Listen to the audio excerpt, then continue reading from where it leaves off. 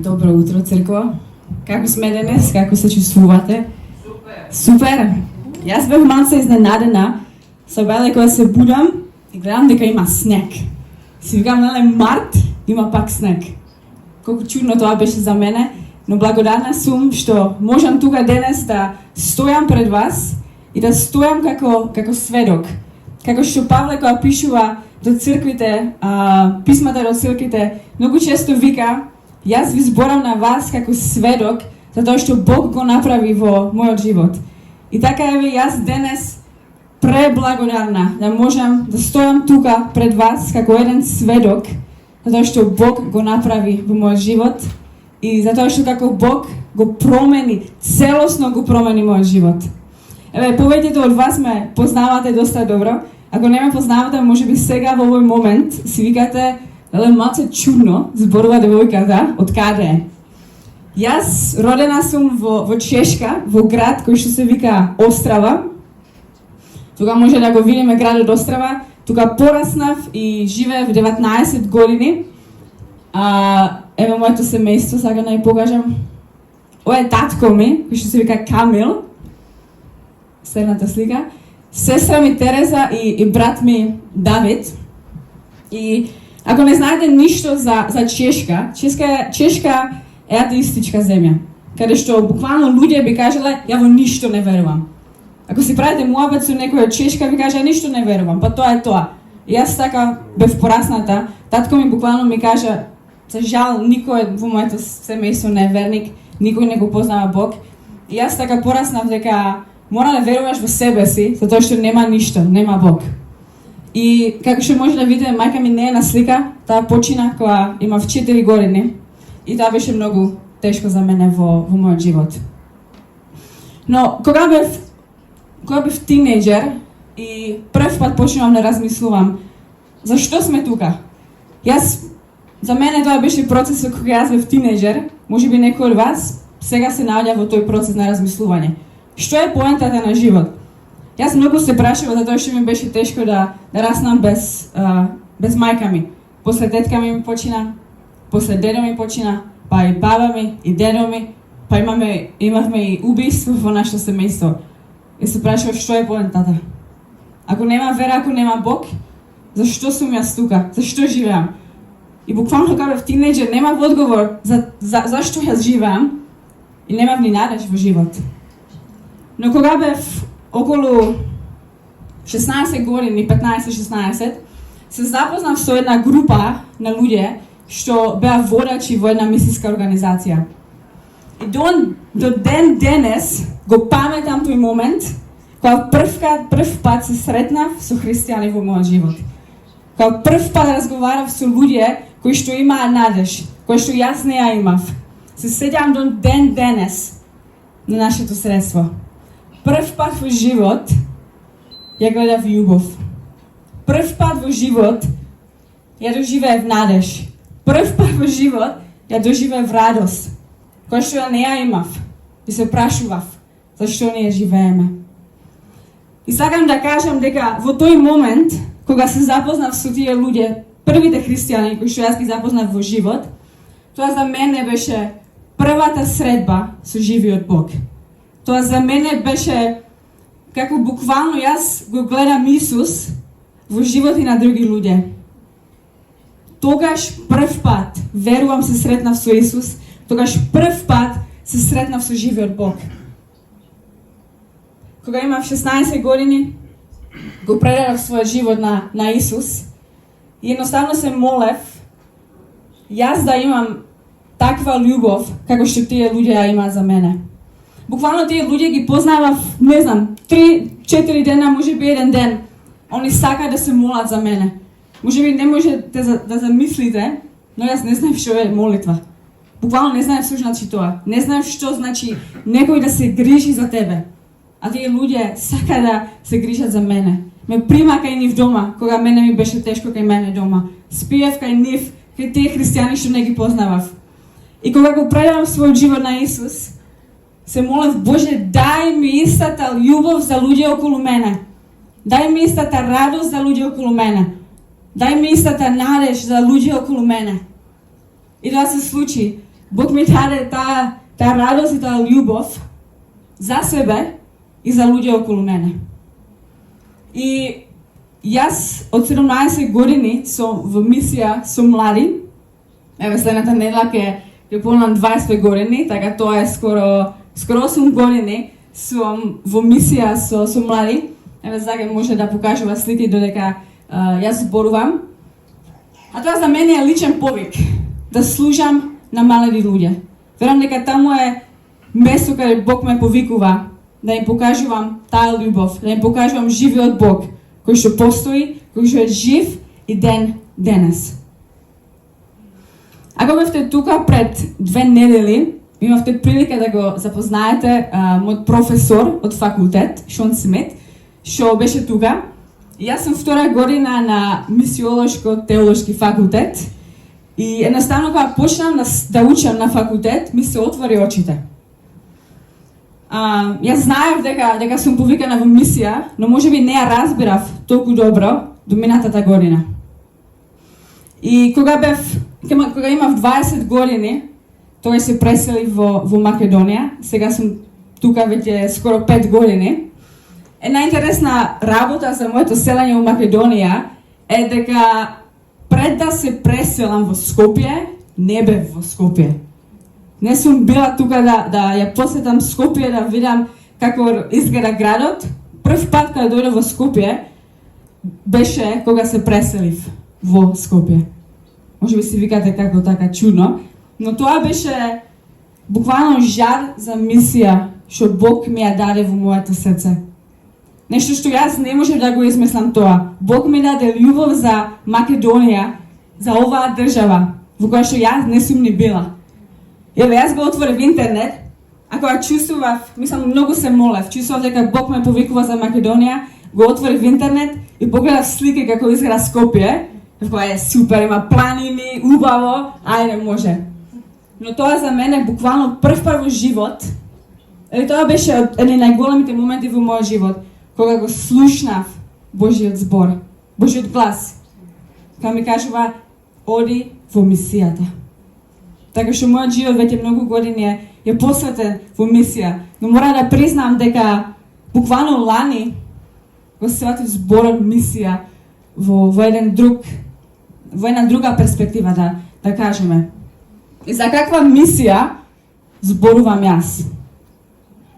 Германскиот теолог од минатиот век, Карл Барт, ја опишува мисијата како Божја мисија, како нешто што постоеле од почеток на светот, усвари пред созданието на светот, мисијата која што сега е активна до крајот на светот.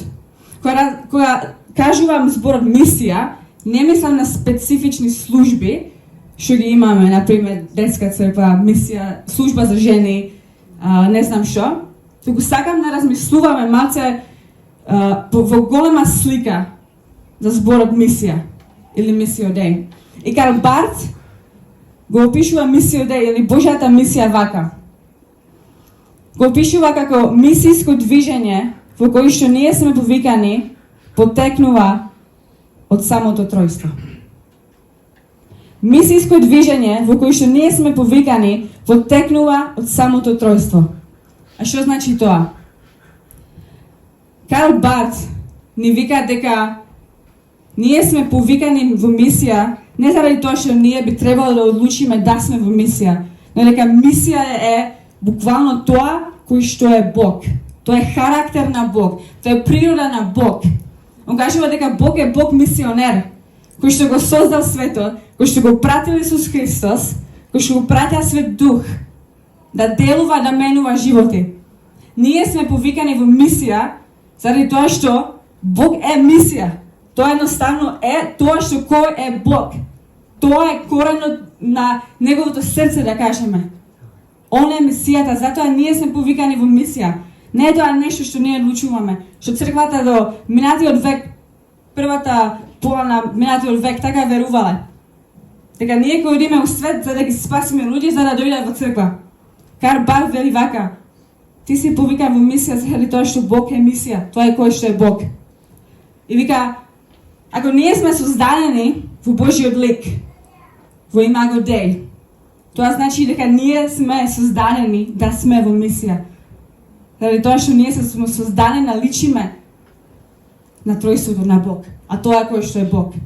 А тоа значи дека и мисијата мора да е внатре во наше срце.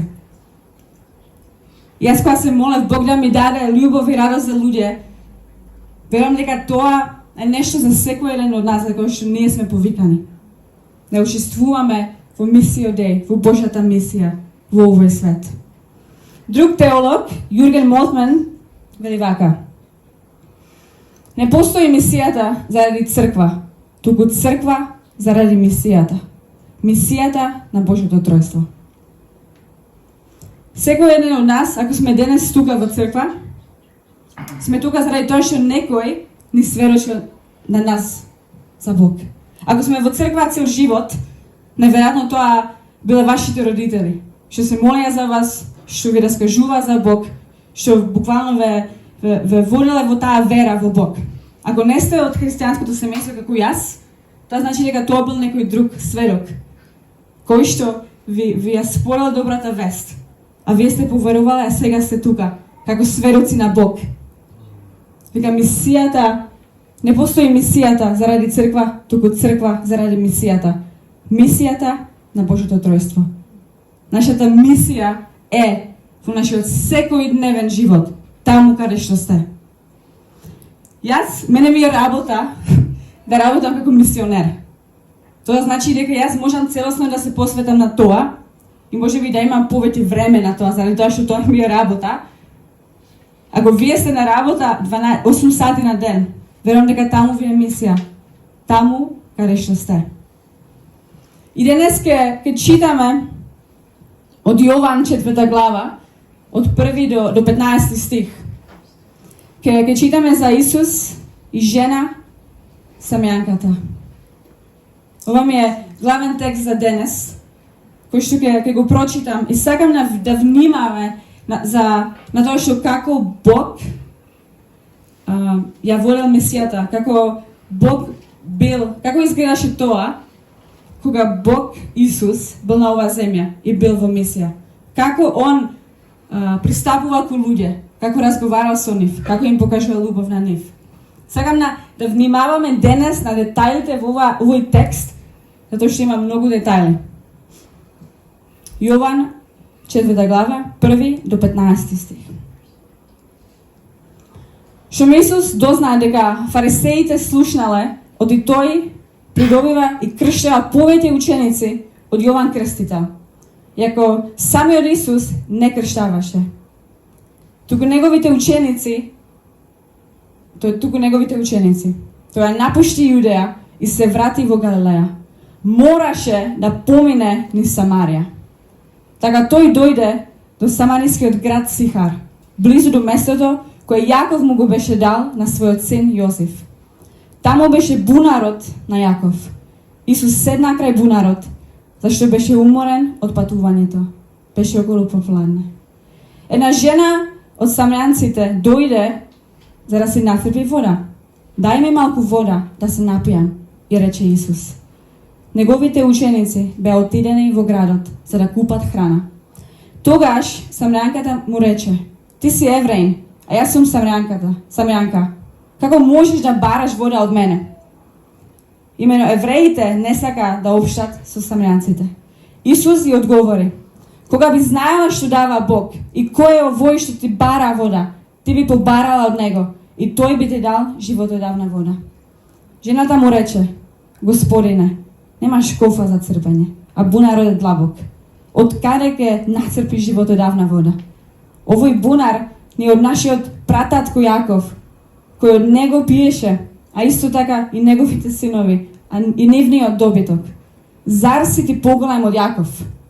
Исус ја одговори: секој што пие од оваа вода, одново ке ожедни, а оној што пие од водата што јас ке му ја дадам, никогаш нема да ожедни. Водата што јас ке ја му ја дадам, ке стане во него извор на животодавна вода и ке му донесе вечен живот. Господине, му рече жената, дај ми ја таа вода, Заповеќе да не ожеднувам, ниту пак да доаѓам овде да црпам вода.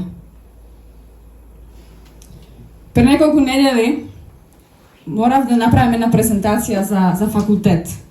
И задачата ми беше да избрам било каков текст од Новиот Завет, користејќи го една книга од сколар, еден сколар кој што се вика Кенет Бейли, а тој сколар живеел во Близок Исток 40 години, за да ја разбира културата во која што Исус живеел и за да ја разбира историјата во таа област малце повеќе. Затоа што многу често кога читаме Библијата и ги читаме такви текстови, не знаеме или знаеме многу малку за историјата или за културата во која што сега се наоѓаме во овој текст. И многу често кога си отварам Библијата, го гледам или го читам овој текст со моето размислување, со моето, да кажеме, ова македонско размислување, со мојата култура која што сега се имаме, и ги пропуштаме деталите кои што се толку многу важни за нас, за да го разбираме Исус подобро, за да ја разбереме Исусовата мисија. Толку се важни деталите во овој текст. Јас се нареков денешната проповед наспроти толпата.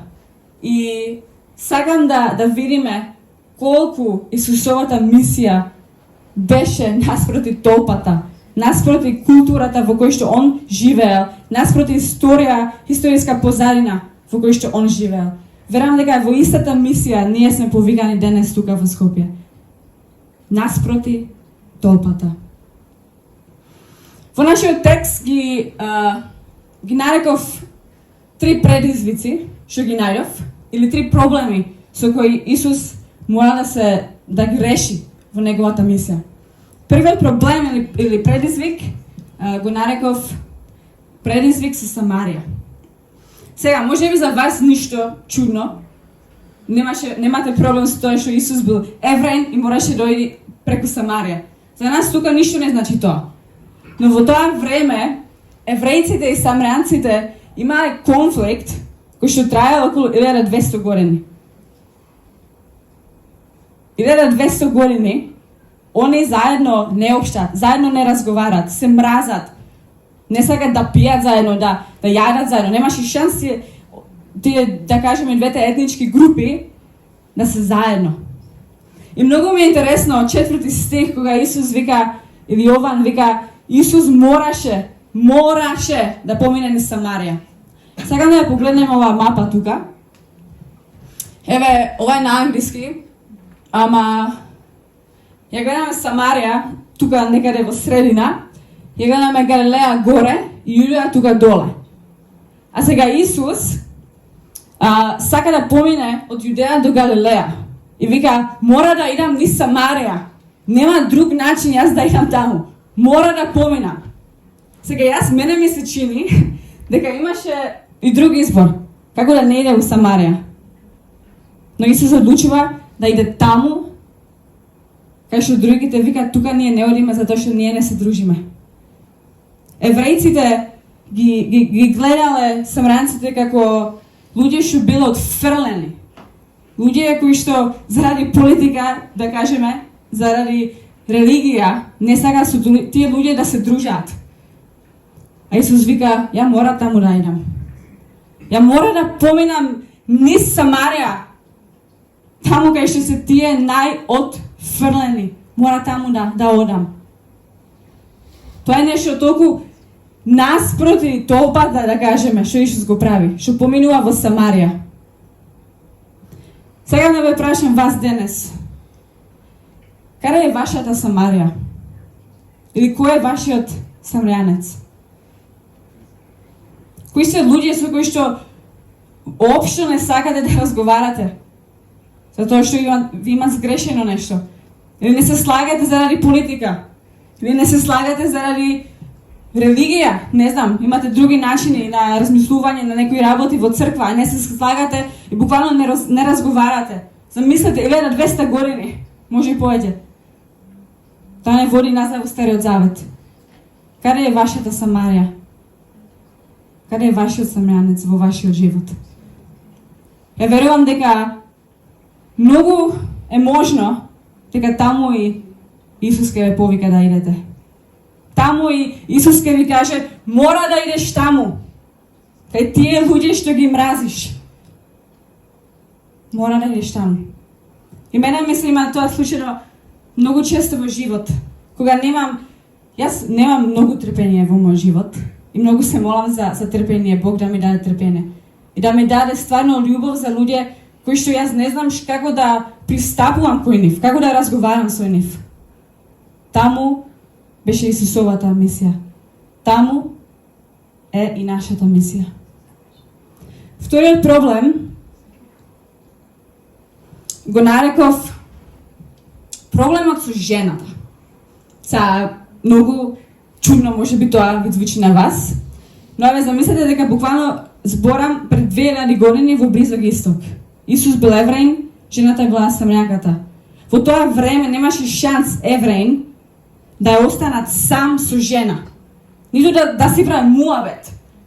Евреите што биле посветени, што биле посветени мажи, едноставно нема шанс они да стојат сами со жена. Затоа што многу често се дешавало дека ги оговарат мажите или се плашиле дека ќе влезаат во некој искушение, а не сака другите да ги гледаат мажите дека се сами со жена. Тоа не беше нешто неприфатливо во тоа време.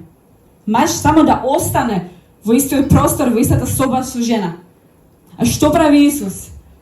Исус не само што останува со жената, туку почнува муабет со жена. Што беше самарјанката, што беше жена. Мисијата наспроти толпата. Почнува муабет со жена, што беше неприфатливо во тоа време. А зашто го прави тоа? Верам дека на Исус му беше гаде што ќе се мислат други за него. Заради тоа што он го правил поради љубов, што сакал да ја покажал на таа жена самарјанката, што се чувствувала отфрлена од светот. Исус вика, мене ми е гаде што ќе мислат другите. Јас сум тука за оваа жена, која што е отфрлена од општеството. За да ја покажам дека има вредност. Јас ја гледам таа вредност и сакам да зборувам со неја.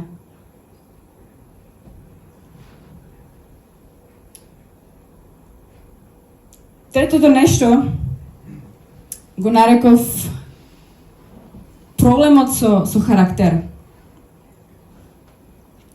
Еден детај што не сакам да го пропуштам во оваа приказна е дека замислете колку на мапата видовме отприлика колку далеку беа Јудеја, Галилеја до Самарија и тогаш немавме коли и се шетал многу долго. А сега е околу 12 да кажеме сат и доаѓа жена. Кога е најжешко. Се замислете у Скопје во лето во 12 сати да идеме да се шетаме од град до град да земеме вода. Мислам дека би дошле са бајле или би дошле покасно вечер, која е малце поладно. Но жената одлучува да оди да ја земе водата кога е најжешко, препоставувајќи дека нема да види никој у град. Едноставно не сакала да се сретне со никој. А зошто? Заради тоа што и беше срам. А не сака да се дружа, да ја оговара, да се дружа, да си прави муабет. Едноставно си рекла, верувам, јас хидам сега, пошто нема да има никој, со никој не мора да зборувам, ќе си ја земам водата, ќе идам дома. Отфрлена, со срам. Понатаму во Јован 4 глава ни се открива зошто и во срам. Кога Исус и вели на жената, во 16 стих, оди, викни го мажот ти, па дојдете овде, и рече тој. Она вика, немам маж. Му одговори таа. Исус и рече, во право си, кога велиш, немам маж. Зашто 5 мажи си имала досега, а и овој што сега го имаш, не ти е законски маж. Вистина е тоа што го рече. Тука Јован ни открива што беше проблемот со жената или зашто и бил срам да иде надвор. Може би сега си викате, Исусе, зошто требаше да го спомнуваш тоа? Зошто треба да ми кажуваш се лоши работи од мојот живот? Но пак, ако размислиме за за култура во неговото време. Ке знаеме дека многу ретко може би не се случувало ни жените да се разведуваат со мажи. Туку мажи се разведувале со жените. Аз верам дека оваа жена беше напуштена 5 пати. Дека 5 пати беше напуштена, а сега е со 6-тиот машко, со кој што не е во брак. А сепак се чувствува напуштена и отфрлена. Исус не и вика, еве срам ти е, 5 пати си имала, сама си сега. Верам дека и кажува, жал ми е. Јас ти разбирам. Што си била напуштена толку пати. А сега тука си, зара никој не те гледа, зара никој не ја гледа твојата срамота. Но пак верам и кажува, ја не те осудувам. Јас дојдов да те сакам, да ти понудам една нова вода, една нова надеж. Јас те разбирам тебе. Мислам дека во овој момент се случува некаков клик, да кажеме, затоа што на почетокот од приказната, жената има, како да кажем, доаѓа со некаков protection, како заштита, за да не е повредена пак. Кога влегува муабет со Исус, почнува, кој си ти, мислиш дека ти си поголем од овој? Мислам дека тоа ние правиме кога толку сме повредени, не сакаме пак да сме повредени. Влегуваме муабет велики. Зошто ми го кажуваш тоа? Кој си ти? И така сакаме да се заштитиме. Но кога Исус, мислам дека целосно ја пресвртува ситуацијава. И вика, не, чекај малце. Јас не дојдов да те осудам, не сакам. Сам дека веќе доста ти е тоа. Дека ти си осудена, judged. Да, осудена од твоето општество. Од сите околу тебе. Мислам дека во тој момент она почна да ги сваќа работиве. И сваќа кој е Исус, со кој разговара.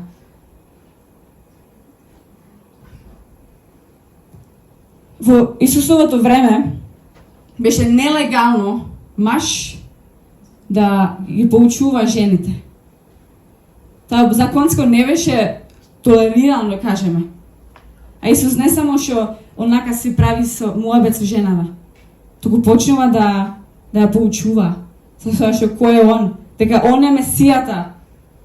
А си прави муабет затоа што самарјаните верувале дека Бог има своето присуство на една гора, еврејците верувале дека си има присуство на другата гора.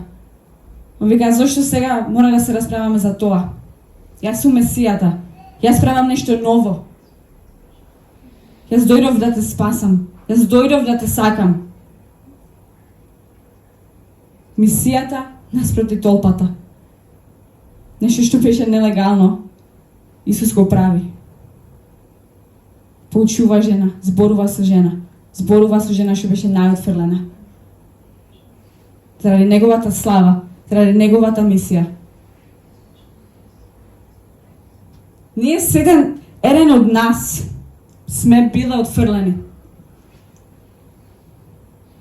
Но Исус дојде да и на нас ја покаже таа љубов и таа надеж. Најинтересно нешто што многу го сакам во оваа приказна е како целата приказна завршува. После средбата што имаше жената со Исус, она поверуваше во Исус како во Месијата и се враќа во свој град, кај другите самарјанци. А ова се случува. Од стихот 39 до 42, 4 глава. Многу самарјанци од тој град поверуваа во Исус во основа на сведочењето на жената, која им говореше. Ми кажа се што сум сторила. Затоа самарјанците дојдоа кај Исус и го замолија да остане кај нив. И тој остана таму 2 дена. И уште многу ми наповеруваа, слушајки и неговите проповеди. Па и вела на жената: сега не веруваме само поради твоите зборови, туку заради тоа што самите го слушнавме Исуса и се уверивме дека тој на вистина е спасителот на светот. Амен. Исус одлучил да иде низ Самарија, најотфрлено место, кај што не би требало да иде како евреј, да зборува со најотфрлена можеби жената у градот, што прво основно беше жена. И преку таа жена ја трансформира градот, го трансформира градот и ги трансформира животи на други луѓе. Најотфрлена жена, кој што се прашувала на Исус кога ни кажал, дај ми вода да се напијам. Она вика, кој сум јас, ти мене да ме прашуваш. Преку неа дојде обнова во нејзиниот град. Верувам дека она беше прва мисионерка меѓу самранците. Или може би не прва, туку буквално голема, за кој што е напишена во Библијата. Кој што се врати од таму каде што дојде, за да сведочи за жива средба со живиот Бог. Преку неа многу луѓе беа спасени. Нејзината средба со Исус беше трансформирачка за неа и за други луѓе околу неа.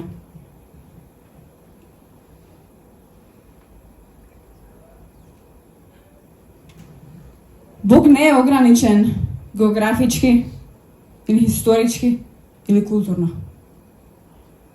Бог не повикува во мисијата наспроти толпата.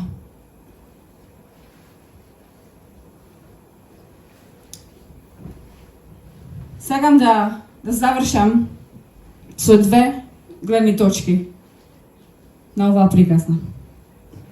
Првата гледна точка е од Исусовата мисија. Како што ви кажа на почеток, сакам да внимавате на тоа што како Исус се однесува со луѓе, како разговара со нив, како уствари изгледаше неговата мисија наспроти толпата. Мисијата на Исус е отворена мисија. Од небо дојде на земја, како што пишува во Јован 1 глава 14 стих. Зборот стана човек, а живееше меѓу нас. Ние ја видовме неговата слава, славата што тој ја прими како едино роден син од небесниот татко. Тој беше полн со љубов и искреност. Исус дојде од небо, совршено небо, во испрljena земја, за да умре за нашите гревови, за да не ослободи од гревот, за да ние живееме вечно со Него. Како на жената кој што беше испрljена на оваа земја, отфрлена. Ја понуди живата вода, ја понуди вечен живот, да живее со Него и да сведочи со Него на оваа земја.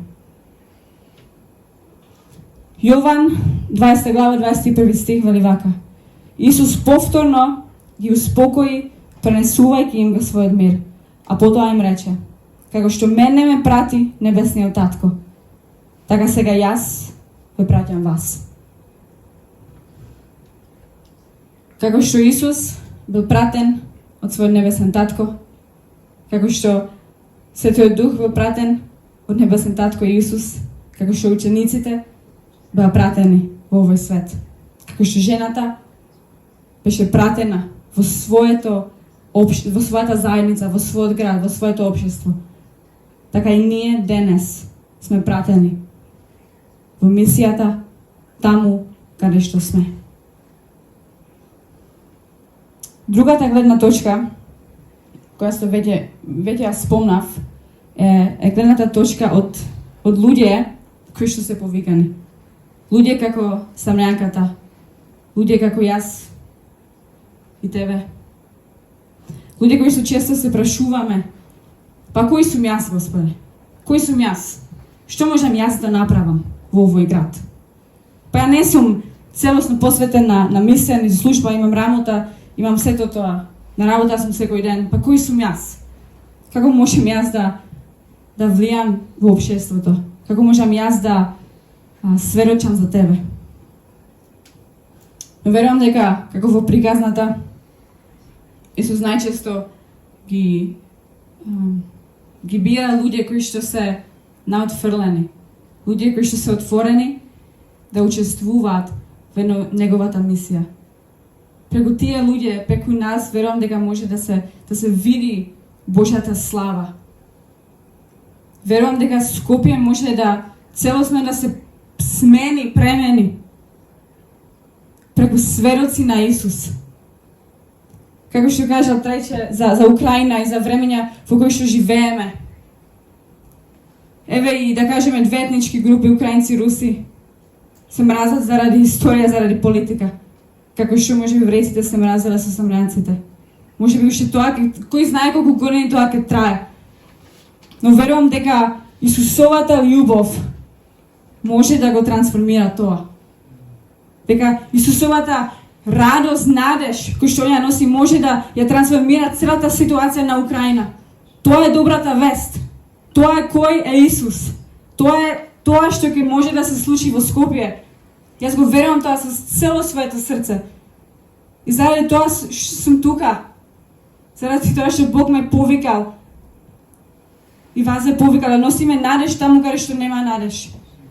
И тешко е тоа. Јас имам сезони во живот кога се викам, ајде, сакам ова, ајде, Бог, ајде, идемо. Искрено имам сезони кога, ако не ги имам живко и фани, кои што се молат за мене, кои што се молат да имам жар за мисија, едноставно тешко ми е. Едноставно не знам како јас да сведочам на моите, на татко ми, на брат ми, на сестра ми. Не знам. Но верувам дека на тоа сум повикана, на тоа сме повикани. И така доаѓа промена во овој свет и промена во Скопје.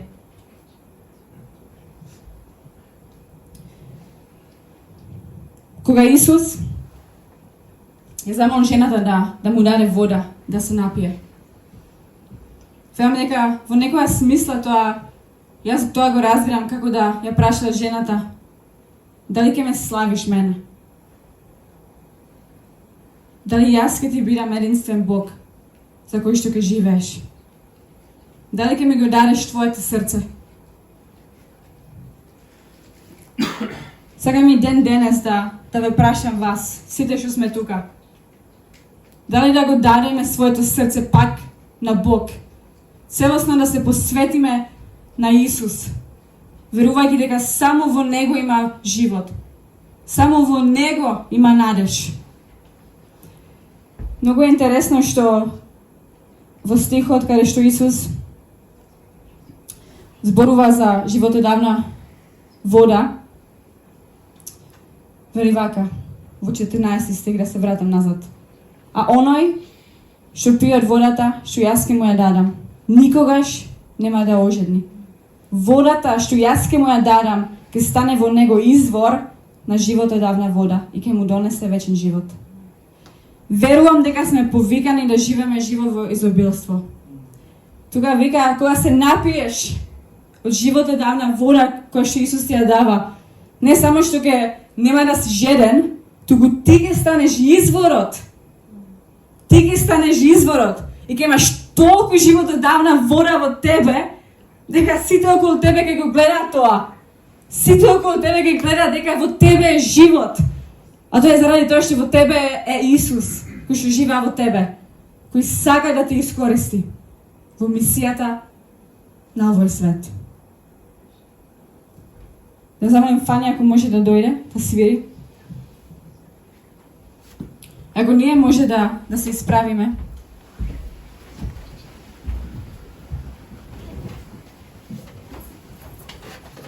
Верувам дека, како што Исус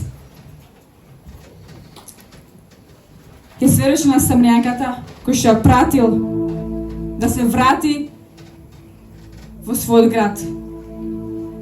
Така и ден денес Бог сака да те охрабри. Така и ден денес Бог сака пак да ти ја понуди неговата жива вода. Да твоето тело стане изворот на таа жива вода. Кога ние сега ќе идеме накај дома од оваа црква, таму ни е мисијата. Така што Бог не повикува. Сакам сега да поминеме некое време во тишина и во молитва. Затоа што верувам дека Бог ни зборува. И сакам да дадам шанса да можете да реагирате на тоа што Бог сега ви зборува. Може да се молите тивко, може да се молите гласно. Сакам да го бараме Бог. Стварно да го бараме Неговото исполнување на Свет Дух. Неговата надеж во овој свет колку е толку скршен. Нека Бог не исполни пак со својата ниво, својата надеж.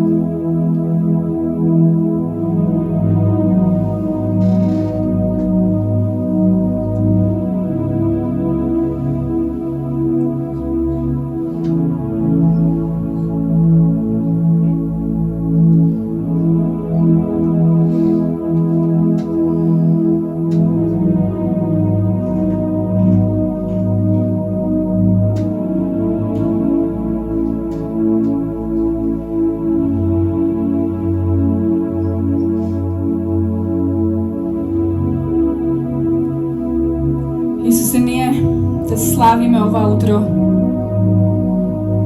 Ти благодариме за тоа што Ти, Исусе, дојде на оваа земја за да не спасиш, за да донесеш надеж, Боже, за да донесеш исцеление, Боже, за да ни понудиш Твојата жива вода.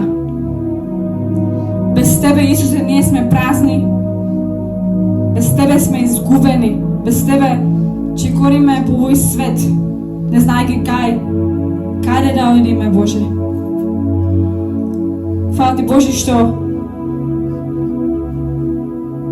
Ти не спаси нас. Боже, фала Ти што Ти не повика по нашето име, да се вратиме кон Тебе, да се вратиме кон нашиот небесен Татко, кој што толку не возлюби. Боже, јас Те молам сега за секој еден човек во оваа локална црква. Јас Те молам, Боже, да не исполниш со Твојот Свет Дух, да не исполниш со Твојата љубов, со Твојата надеж, со Твојата радост. Боже, таму каде што нема надеж, јас Те молам да ја донесеш, Боже. Отвори ги нашите срца. Господи, ние сме толку благодарни за Твојата милост, Твоето спасение, Боже. Ние не заслужуваме ништо. Се по Твојата благодат, по Твојата милост, по Твојата благодат, по Твојата милост ние сме спасени. Се што може да кажеме е само фала, Исусе. Фала Ти што може сега да стоиме во Твоето присуство. Очисти не од секој грев што е во нашиот живот, Боже. Очисти не. Боже, ние Те молиме за овој свет, прекрасен свет што Ти си го создал. Ние Те молиме за војната на Украина, Русија, Боже, ние Те молиме за тие два народи, Боже. Те молиме за мир. Те молиме за Твојата љубов, Твојата надеж во тие држави, Боже. За луѓе кои што се прашуваат кај јас да одам сега. Нека се враќат кон Тебе, Боже. Искористи ова страшна војна за Твојата слава, Боже. Нека многу се враќат кон Тебе. Донеси утеха, Боже. Донеси утеха и во нашите животи. Ти знаеш со што се соочуваме. Те молам, Боже, да донесеш утеха. Те молиме за Скопје, Те молиме за Македонија. Боже, искористи на нас. Кои сме ние да учествуваме во Твојата мисија? Фала Ти што Ти не повикуваш, Боже. Ти не повикуваш секој еден од нас да сведочиме за Тебе, Исусе, таму каде што сме. Донеси обнова и исцеление во овој народ, Боже. Нека сите знаат кој е Господ наш. Те сакам, Исусе, и се молам во Твоето свето име. Амен.